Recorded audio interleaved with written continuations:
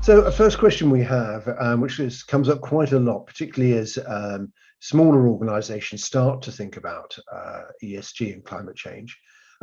If you're an SME and you want to make ESG part of your strategy, what are the first steps that you, from the Planet Mark perspective, would recommend?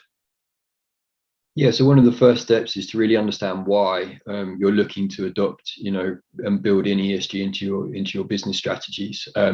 So talking to your external stakeholders that are most important to you is one of the first things I would look to do, and understand what aspects of ESG is most important to them, for those organizations to be doing more on, and then credibly disclosing to those organizations to help improve business relationship and perhaps unlock new business potential. From there, you want to start quantifying those ESG metrics that you're going to want to quantify. From a climate perspective, you want to be understanding your carbon footprint, which can be a bit of a complex ask if you've never done a carbon footprint before. Everything from understanding what we call your scope 1 and your scope 2 emissions, which is your direct carbon emissions that you have most operational control over, from the energy that you consume in your buildings and your vehicles, to the electricity you consume as well. And then you've got what we call scope 3 emissions, which are everything else, all of your indirect emissions, from commuting to business travel to up and downstream supply chain impacts. All of that has a carbon emissions associated with it, or greenhouse gas emissions that we convert into a carbon footprint, carbon dioxide equivalent.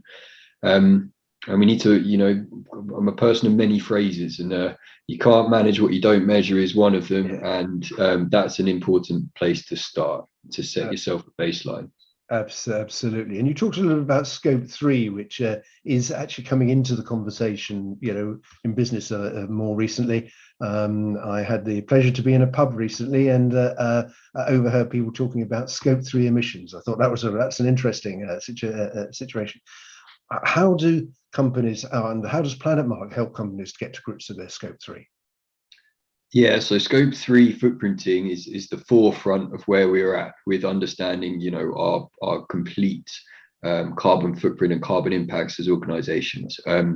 It can be complex. There are broadly 15 categories that encompass scope 3 footprinting. There are some easier to measure areas, such as business travel, waste consumption, water data, that typically the suppliers that you work with, they have that data readily available for you through, for waste transfer notes, water through your water bills, and you can take those and convert them into carbon. Business travel can be taken through expenses and stuff like that. Commuting, you can do surveys. The really tricky part, I would say right now, is your supply chain impact, right? Purchase goods and services, because many companies have, hundreds of different suppliers that they're procuring goods and services through. Understanding what those suppliers' carbon footprints are, and what specifically what the carbon associated with the goods and services that you're procuring from them, and then not just your tier 1 suppliers, your tier 2, tier 3, all the way up. We live in a globalized world, and we're busily catching up with what the impacts of that are and trying to quantify it. It's difficult, but there are some amazing databases out there now to at least provide some estimates based on the different types of goods and services organizations are procuring. But we need to start to transition away from that as best we can to understand that. And that's something that the Planet Mark can help with. We can do a full suite of scope 3 mapping for organizations. And as part of the core certification, especially for service-based business, we do include what the material scope 3 issues, which are waste, water, business travel, and commuting and freight.